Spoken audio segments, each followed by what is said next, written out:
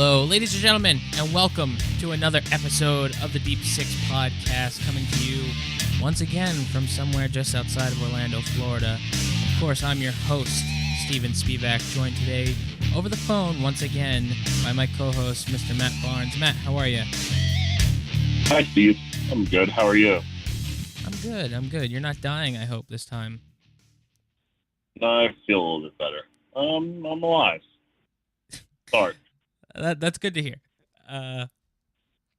So let's address a little house cleaning before we get started here. This is the 1-year anniversary episode of the Deep Six Podcast. Can you believe we've been doing this for a year already? Huzzah! So yeah, 1 year.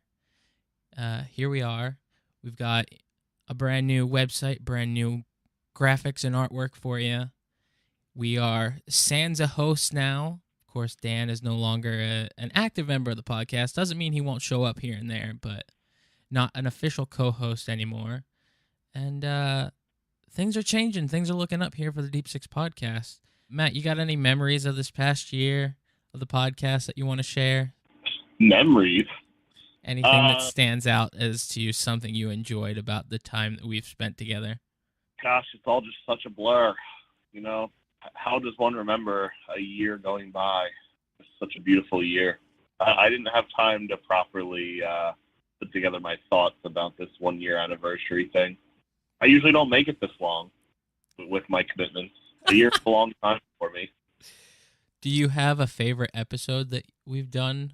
The Wolf Cop commentary. Wolf Cop definitely stands out, I think, as one of my favorites. I think the Marquee Extreme interview as well was definitely up there. And hopefully we'll have, more guests on the show in the coming year.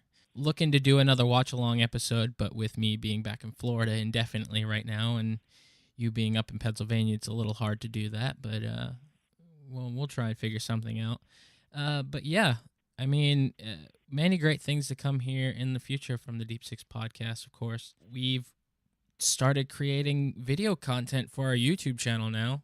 There, at the time of recording this episode, is not a video up there, but I do have an unboxing video of the June Collector Corps box from Marvel and Funko that features Spider-Man Homecoming going up. That should be up by the time you hear this episode. So go check that out. Let us know what you think about that. And let us know if you want to see more of that content coming your way, because it's definitely something I had a lot of fun creating.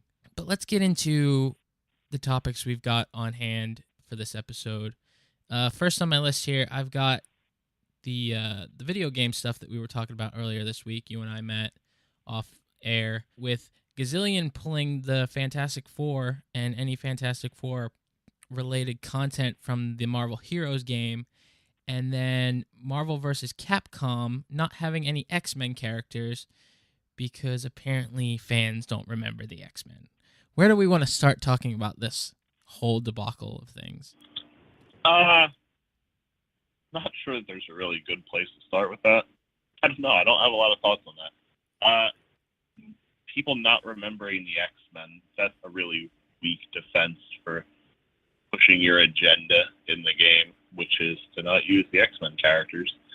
And I'm not sure why they chose to go that direction with it, because Marvel doesn't really seem to have this embargo on using the X-Men characters anymore. I mean, just recently, Marvel just launched the X-Men characters in other mobile games, like Marvel Future Fight. They released 7 X-Men characters recently. Yeah. So it's not that they have this embargo on using X-Men characters in games anymore.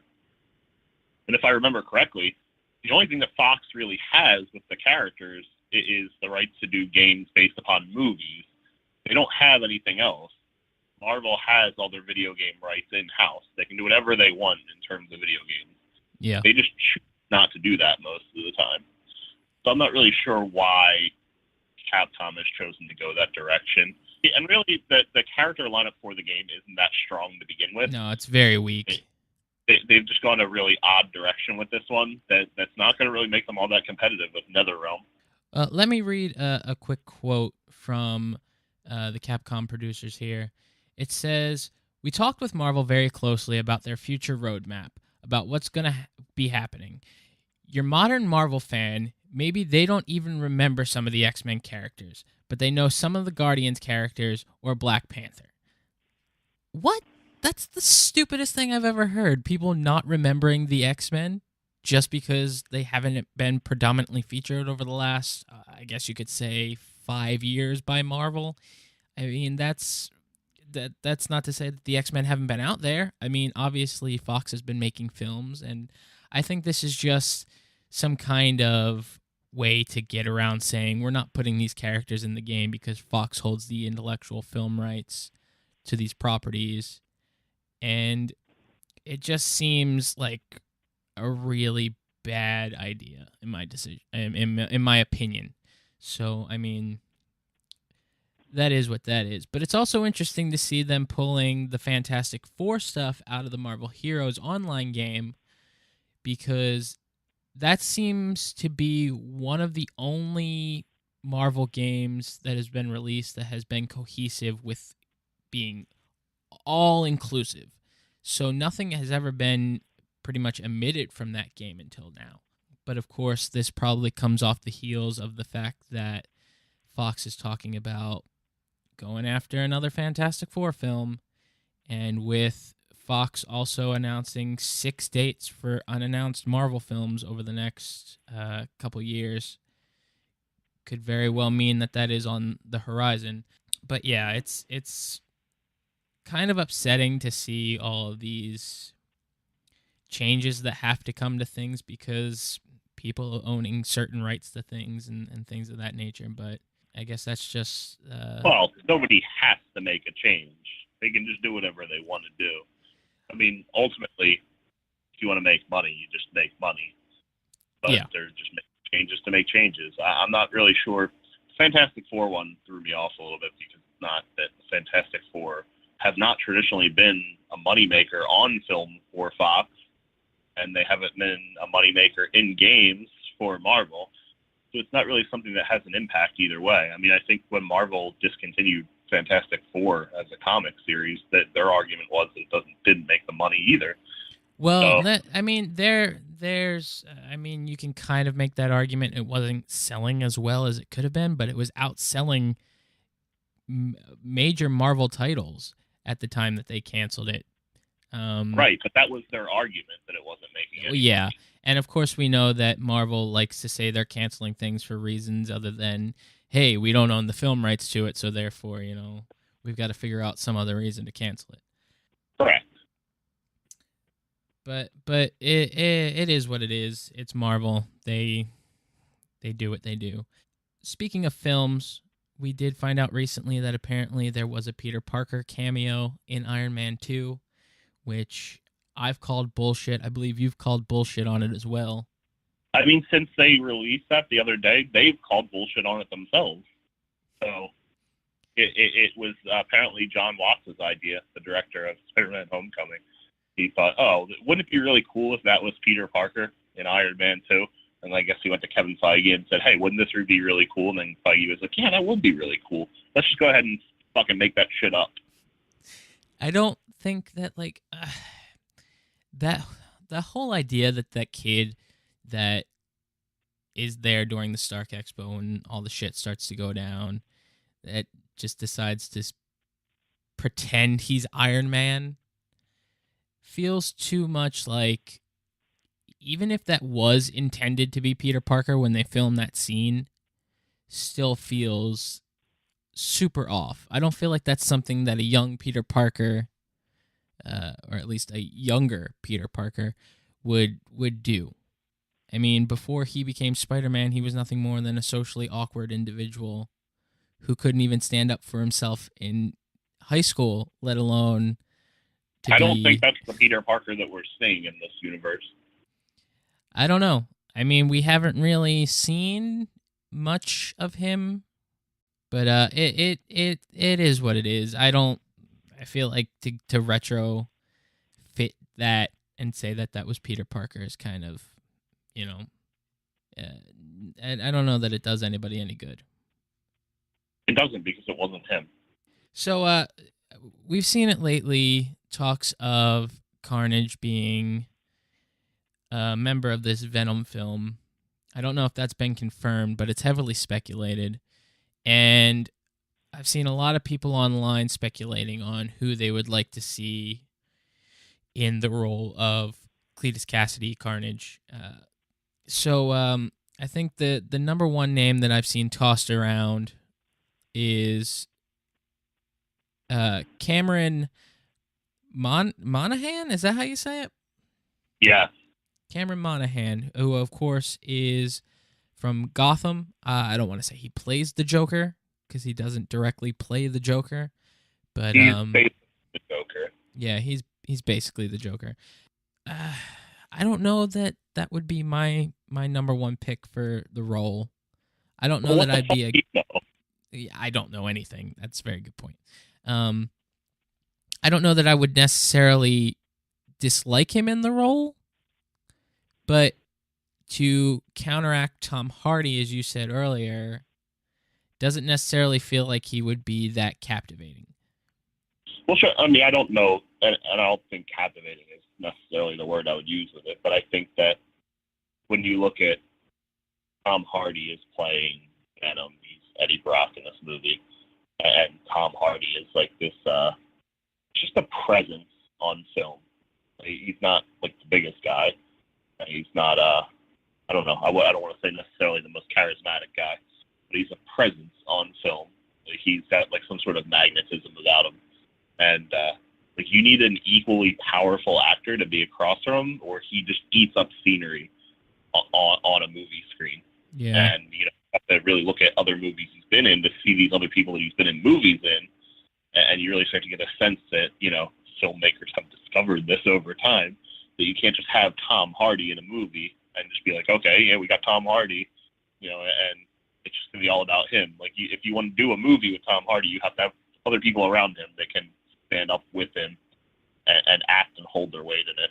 You know, he's been in movies, obviously, with Christian Bale being in, you know, the Batman film, and Charlize Theron in Mad Max, and Leonardo DiCaprio in The Revenant. You know, there's a list of actors that he's worked with that are equally as strong as he is, that will not get lost in a scene.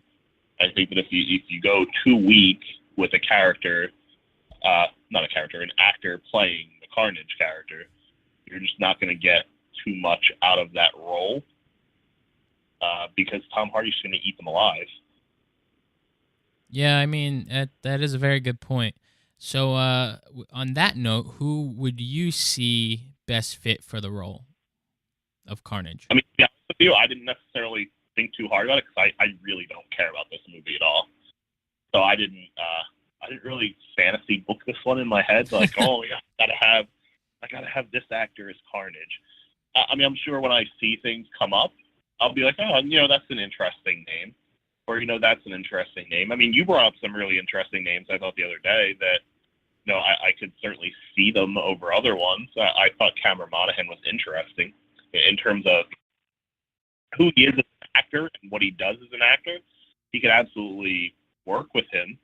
I just don't know if, you know, people will be like, oh, you know, that's somebody I put in the category with a Tom Hardy when they see them on screen. But in terms of my investment level in this film, I don't care. I hope this movie fails, so I don't really, you know, I just don't necessarily really care too much. Okay, so let's not talk about Carnage in the vein of this film. Let's just talk about who we'd like to see play Carnage on screen, period. I have no idea. I don't know. Because I have a list of names here, because after Cameron Monaghan's name was brought up, people were disputing it and mentioning other names. So I'll just list off some of the names that I saw tossed around. Of course, for some reason, Jim Carrey was brought up quite a bit. I don't know why so many people would be interested in seeing Jim Carrey in the role of Carnage. And I think one thing that this discussion is good for is that, you know, it'll bring up all the names of people that I can tell you wouldn't be good as the part. And Jim Carrey is probably at the top of the list of people who wouldn't be good. I mean, I don't see where anybody could come out and say that Jim Carrey would make a good Carnage. I mean, it doesn't click for me. Another name that I had seen mentioned was Jackie Earle Haley. Or a lot of people have said that in the past. Yeah. Really good actor. I don't know. I guess he could be the part. He could certainly look the part if he grows his hair out and whatnot. But I don't know. Again, I don't know if I've ever necessarily pictured anybody in that role before, because up until now, have we ever really thought that we were going to see this character on a movie screen before? So why would I have ever entertained the thought of who was going to play the part? I don't know that I've ever truly sat down and thought about it. I do know that in development for Spider-Man 4, before they completely decided to drop it, Carnage was mentioned as possibly being a part of it. No, because the last idea they had for the movie was basically the movie we're about to get. With the Vulture and some of the smaller side characters. That was their last idea for the movie. I don't know. It's just since everybody's been talking about it lately, it's only something that I've just really recently been thinking a lot about. But another couple names I have here, I think you brought this one up the other night, was Dan Stevens. Yeah, that's the name I've seen written other places. In terms of quality of actor, absolutely can handle it. He's a hot name right now too. Wasn't my pick. It's just somebody I've seen mentioned other places. Yeah, I don't think he would be a bad choice, but then again, I don't know. It all depends on the kind of direction they want to go with the character. If I had to pick someone out of the names that I've seen and the names that we were discussing the other night, Michael C. Hall kind of sits at the top of that list, just because I feel like the Dexter character is kind of like a Cletus Cassidy character. I don't know, and I can see him playing the part just because he's a good actor. That too. I think that thinking that he should be this part because he's played this part before is probably the wrong way to look at it, though.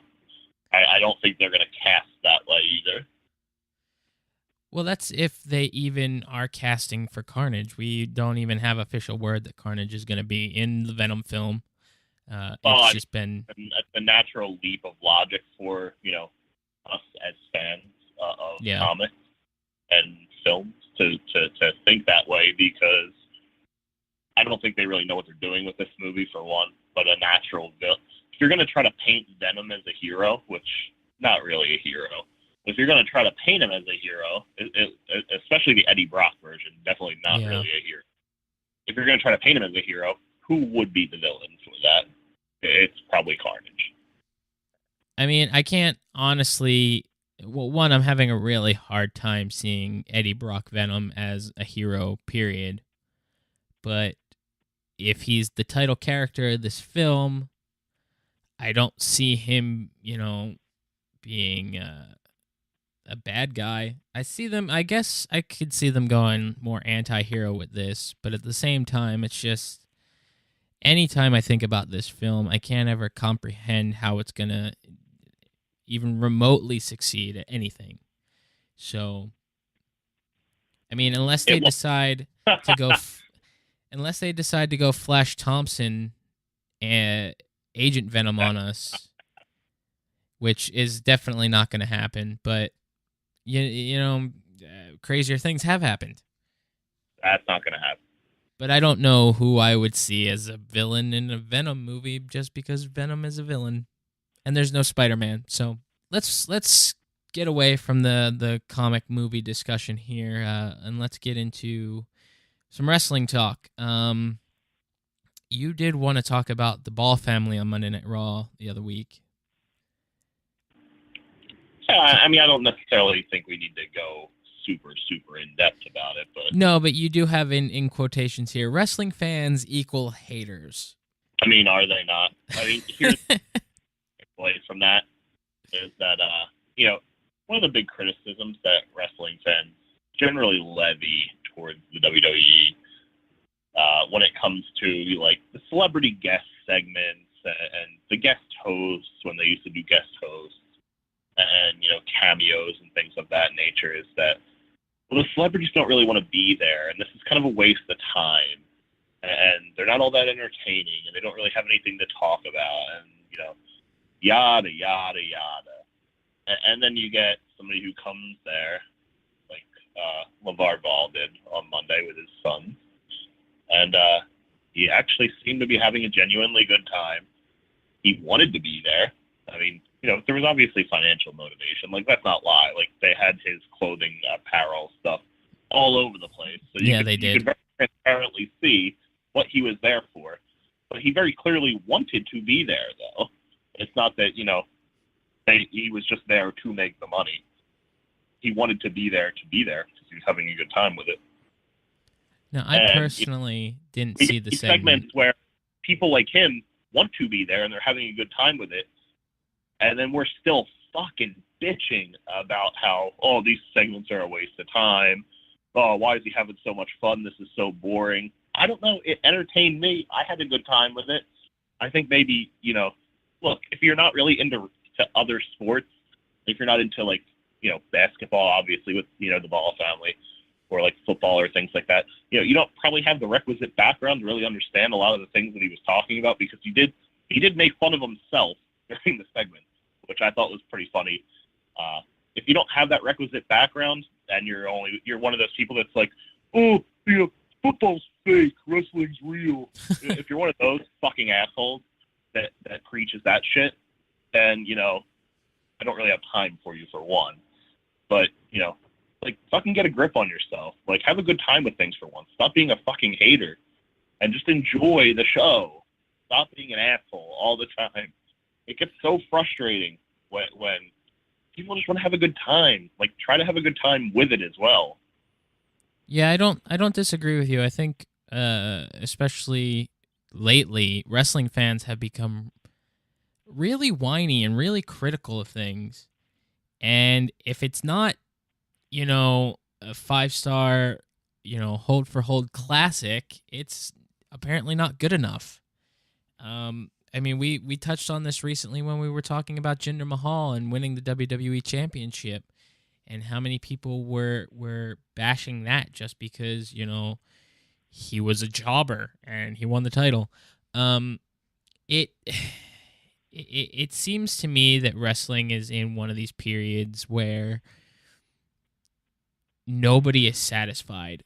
And it's not because there's not a satisfying product out there. It's just because they don't want to be satisfied. They want to find the reasons to complain. And it seems to me a lot of people are quote-unquote wrestling fans just to complain about it. Yeah, I mean, that's basically my big issue. And I've never seen a group of fandom want to be more inclusive than wrestling fans. Like, wrestling fans don't want new people to become wrestling fans. They just want the same people to be wrestling fans. Like, yep. It's like being at a party and all the people there, and if somebody shows up that you don't know, you're gonna freak out. Like, why would you not want more people at the party? Like, let's have more people here. Let's have a better time. Let's meet some new people. Like, it gets very incestuous and weird. Like, I don't know. Like, why can't we just all have fun, and we can invite new people to the party and just really enjoy ourselves for once? And I think it's great when WWE does things where they try to reach out across the aisle sometimes and try to bring in new eyes to the product. And when they can do that in a way where the people involved have a good time, and then, that it actually works and it brings outside attention. And in this case, whether it worked or not, arguable, because his son, dropped the N-bomb like 3 times. Whether it worked or not, they didn't necessarily get the attention that they wanted off of it. But everybody seemed to be having a great time. So I don't understand really where the hate's coming from on this one. To go back to how wrestling fans don't want to invite new wrestling fans into the fandom, I've seen that happen across quite a few things that are hobbies of mine, one being music and 2 being comics. What a coincidence. All these things are things that you like. But it seems like, I don't know, it's wrestling seems like one of those things that everybody under the sun can seem to enjoy, but when you get down to it, the fans really don't want new fans.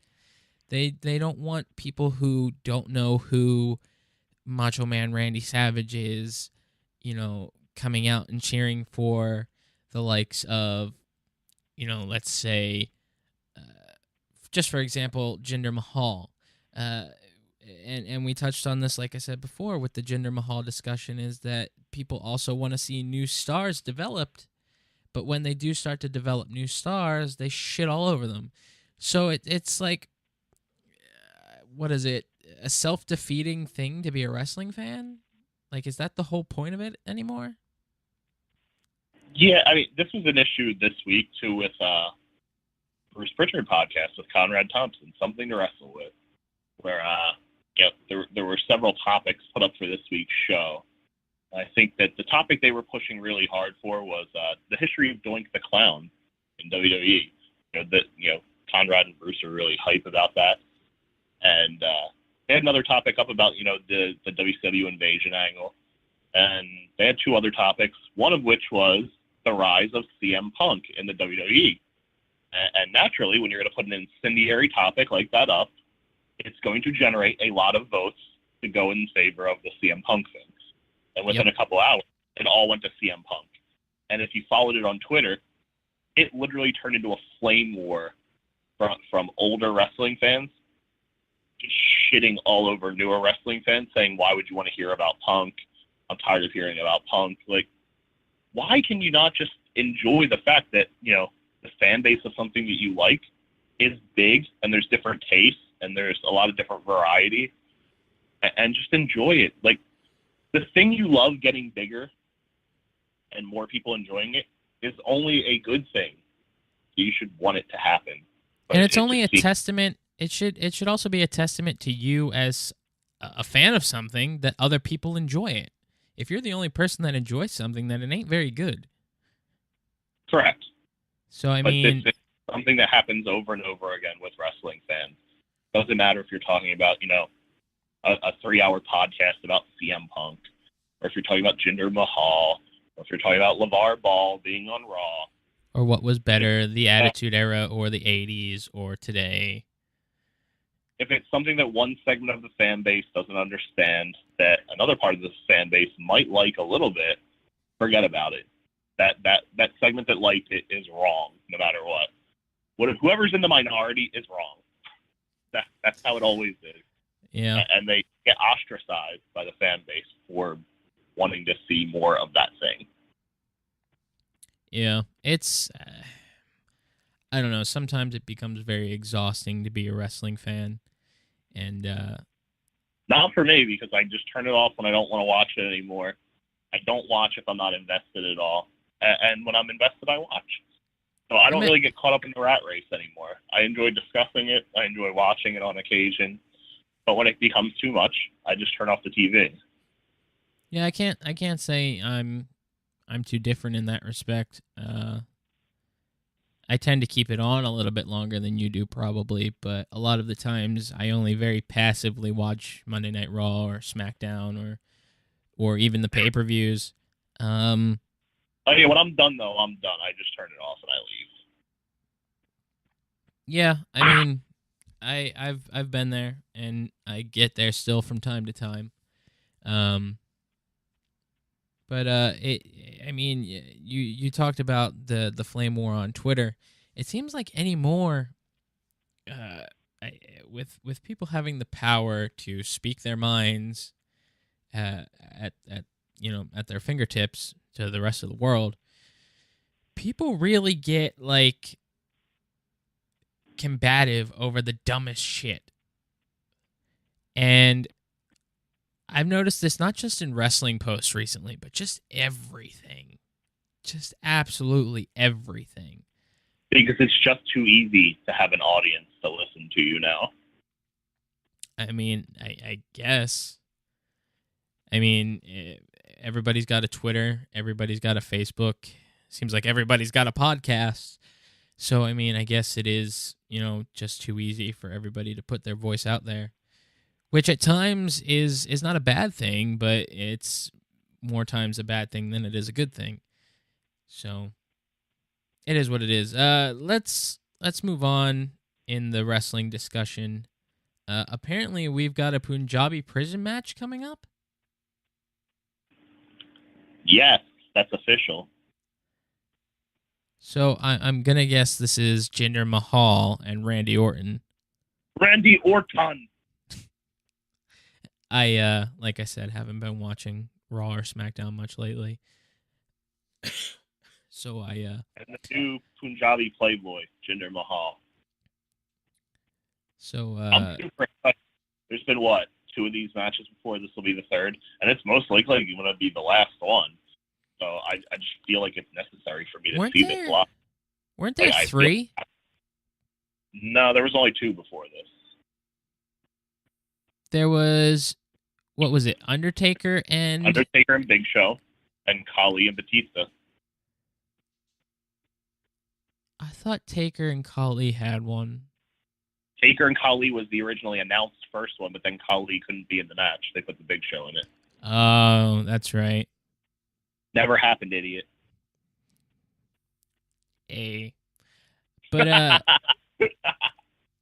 I don't know. The Punjabi prison match is not one that's ever. You call yourself a wrestling fan, you idiot. Oh, Jesus. But the Punjabi prison match is not something that's ever really excited me.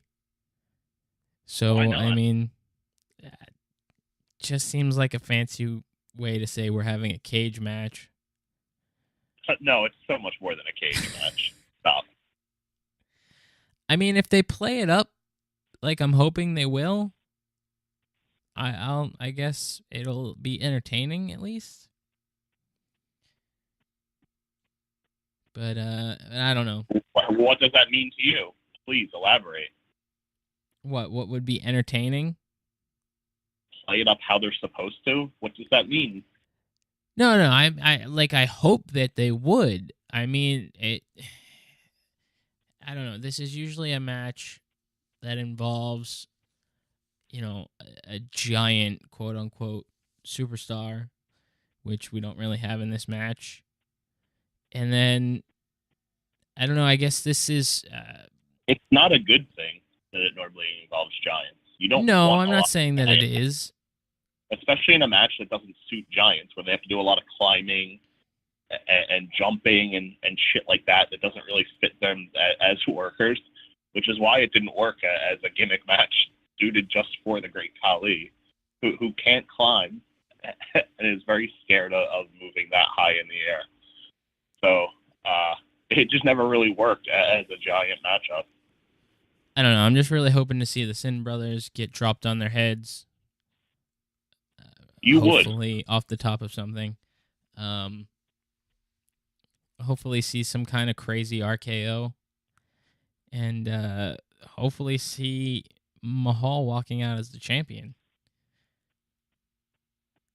I'm really divided on that point. I don't know that I care who walks out as champion at this point. I'm not really entertained by Randy Orton, but the Jinder Mahal title reign has left a lot to be desired in terms of success. I mean, he's being put up against Randy Orton. They haven't really given him anyone else. So I don't think you can really judge him as a champion when he's just been thrown in there and forced to have some kind of chemistry with a guy that can't really even work, honestly. Well, that's not true, because Orton can work. Well, not as a face. But I just can't use that as an excuse to get over the fact that his promos are really flat. He's been very robotic since he won the title, and he hasn't gotten the character evolution that I thought that he would get since he won. Do you think that's on him, or do you think that's on creative for not wanting to push the boundaries as much as they probably should be with Jinder? A little bit of both. Just because there's no freedom there to move further doesn't mean that you can't put more passion into what you're doing. That's true. I can agree with that. I don't know. I don't have much interest going into this match. Is there anything else happening at Battleground worth noting? I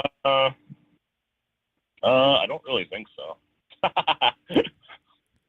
on paper, I think that's really the only thing they've announced so far. I think they're doing Owens and AJ again. I would imagine is probably going to happen. I don't think they've announced a women's title match yet. But if they will, it's probably going to be Lana challenging Naomi, correct? No, that's going to happen on Tuesday. They've already announced that. So the 4th of July, we're going to see Lana fight for the title. Oh, what a joy. I hope she wins. I think the tag title match is announced. So the Usos and the New Day. Again? But I don't think they've really announced most of the card except for the main event match. I think that's all they've announced. It's whatever. I do know we have quote unquote free agent John Cena returning on the 4th, which to be calling him a free agent pretty much means he's going to wind up on Raw. I don't know if that's necessarily the case. I think that calling him a free agent is an excuse that you can have him work both shows for a little while until you make up your mind what you're going to do, which will likely be that he'll stay on SmackDown. But you can have him work both shows as long as you call him a free agent. I think that's really what they're getting at there. Do you see him getting involved in the SummerSlam Raw title match? No, because I'm pretty sure that's going to be... Pretty sure that they've already basically hinted that that's going to be Roman Reigns and Brock Lesnar. So, well, I was more hinting at the fact that of a possible triple threat, but no, they're not going to do a triple threat. I know that. Who was it? For one, Meltzer. triple threats are really bad. For one, I don't enjoy triple threat matches. And two, if you're going to do a triple threat, that's not the 3 guys you do it with. Yeah, you're probably right. Who was it? Meltzer recently was talking about how, what was it? The WrestleMania 34 plan is to have Cena and Reigns go one-on-one with each other. That is a potential plan that I know I've seen. And that would be the one guy that Reigns hasn't really gone up against yet, right? Yeah. I mean, I don't really know what their logic there would be. Unless they're thinking is that, oh, well, there's no way that Reigns will get booed against Cena. But I think that they'll be flatly rebuffed in that because I think that Cena would get cheered against Reigns. I don't know.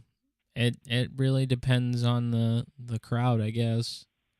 I think that you're underestimating the fact, for one, how much the core older fan base really, really, really does not like Roman Reigns. Like, to the point that, they're willing to get over their idiotic dislike of John Cena to boo him even more on a big show like that. I don't know. I think that there's this difference between Cena and Reigns where there's a perception that Reigns has just coasted by and he's been handed everything that he's gotten. And that same perception does not exist for John Cena, where people do understand that he has earned everything that he's gotten. So I think that if you put those two together, you're not going to get the result you want because the core fan base understands just that basic, that basic thing of it that, Cena has earned everything that he's gotten. And even if you're wrong about Reigns not earning it, you do understand that Cena's earned it. You're definitely going to cheer Cena. Yeah, I mean, that makes sense. I don't know that I would be invested in, well, I don't know. Now that I'm sitting here thinking about it, maybe I would be invested in Cena versus Reigns. No, I don't think I care, but I don't think I care if it happens or if it doesn't happen. I mean, yeah, it does depend what else is on the show. That's for sure. But I don't know that would be one of those matches that I'd be like, okay, I'm not going to watch this because it's happening. If it happens, I'll probably wind up watching it. I mean, I'm not going to not watch it, especially if, I'm at the show. I didn't walk out on Triple H versus Reigns, and that got, about the reaction you would expect it would get live. And it didn't play out that way on TV, on repeat watching since then. But live, that was a very hostile environment. Nobody in that crowd wanted to see that match, but nobody left either. So it'll be very similar to that. Yeah. So let's move away from the real wrestling discussion and let's talk. I don't even know if this is really talking fake wrestling or if this is just television discussion at this point. Let's talk about the new Netflix phenomenon of Glow. A phenomenon. I would call it a phenomenon. It's getting pretty popular amongst a wide audience. An interesting term for it, but okay. I don't think they expected it to be as big of a deal as it turned out to be. I would disagree with that. I think they definitely expected it to be very good and get the response that it got. You have to look at the team they have behind it. I mean, they put the same creator that does Orange Is the New Black who did this show. So I think they definitely expected it to be a success. I don't think they were like, oh, let's try this weird idea and see what happens. They were like, okay, we have one of our most trusted, creative minds that works for Netflix behind this. So we're expecting this to succeed. I mean, Orange Is the New Black, I think, is on season 5. And it's created by Genji Kohan, just like this show is. So I don't think they didn't expect it to succeed. I didn't say that they didn't expect it to succeed, but I don't think they expected it to blow up as much as it has. But then again, that's kind of getting off topic here. I have not gotten too far into it. I think I'm only up to episode 5. Of course. It's only because these things that doesn't finish them beforehand. It's only because we've had internet issues over the last week, and I don't have access to the Netflix during the day because, of course, my girlfriend is working and she works from home, and she has to broadcast to a training class that she is teaching. So I can't be out in the living room watching Netflix all day. So I haven't had enough free time to sit down and get through the whole show just yet. So I'm only up to like episode 5, but I've been enjoying it quite heavily. I think what was it episode 5 that Kazarian and Daniels and Joey Ryan were all on? So I couldn't even tell you. It was somewhere around there. That's the last episode that I watched, and I think that's been my favorite episode so far. I think that especially if I'm going to try to earmark what episode I'm watching based on the wrestling in it, that would be the worst way for me to approach this show because I'm not. I think it would be a mistake to say that this is a show about wrestling. It's not. It's a show that just has people that do wrestling as a job. Like, it'd be like saying that like Friends is a show about a coffee shop. It's not a show about a coffee shop. It's a show about people that happen to just spend a lot of time at a coffee shop. It's not really about wrestling whatsoever. No. I'm not saying that I enjoyed the episode because of the wrestlers that were involved. I didn't say that you did. I'm just trying to say that, for me, I can't remember it that way. I'm just that particular episode.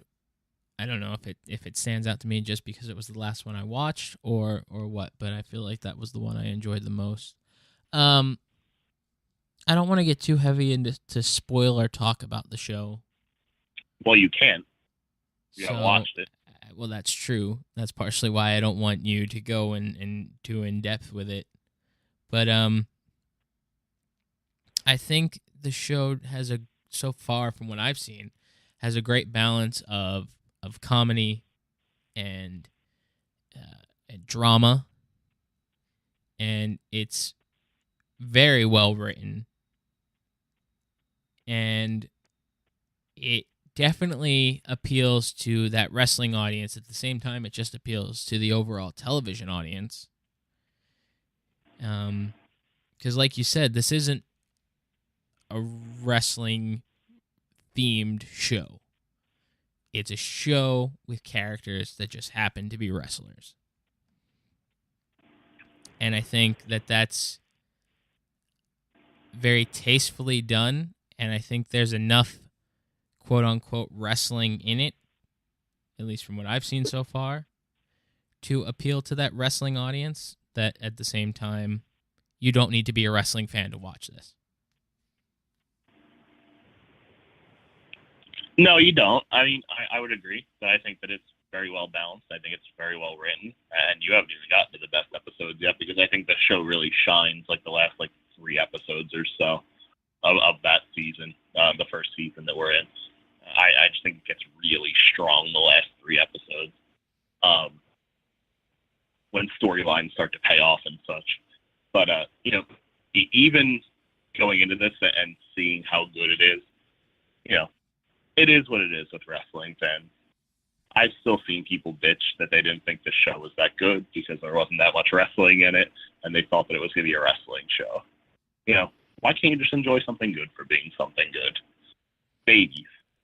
Well, I mean, for one, if you're a wrestling fan that expected this show to be a wrestling show, well, you're an idiot. I mean, when, it was announced that this show was happening, nobody expected Glow to be making a return. And I'm pretty sure it was when it was announced, it was described as a television series based around, who is it? The main actress on the show. Why is her name escaping me right now? Alison Brie. Yes, Alison Brie. It was announced that this was a show following Alison Brie, and she just so happened to be a character involved in Glow. It wasn't that it was the return of Glow women's wrestling on Netflix. No, and that's basically what the show is. Yeah. It's just a story about a bunch of people that have problems, real person problems, that happen to be wrestlers. That's really the show. Like any other show where people have jobs, like Orange is the New Black is a very good parallel because it's, the same creator, where, it's not a show about jail. It's about people that happen to be in jail or work at a jail. It's not a show about jail. Yep. It's not fucking Oz. It's a show about people that happen to, be set in a jail. Yep. I mean,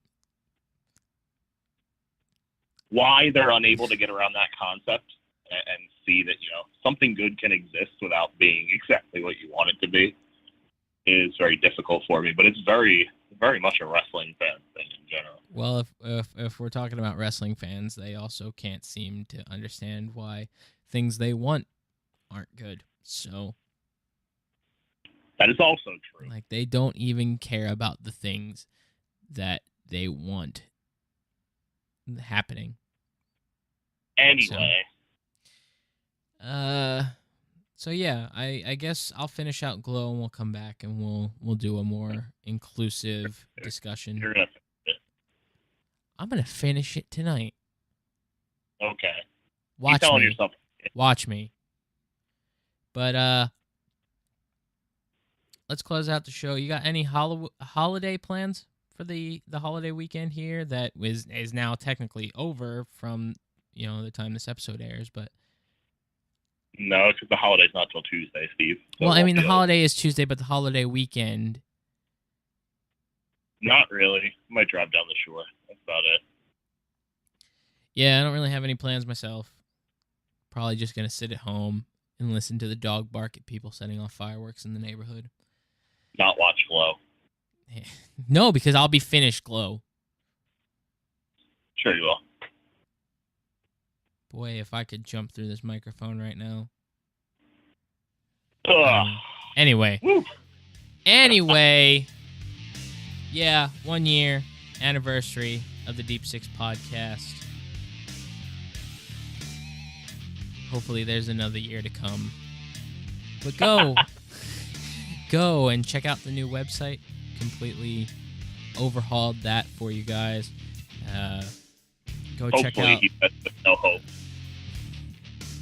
Go check out the unboxing video I put up on YouTube. And like I said, let us know if you want to see more content of that nature.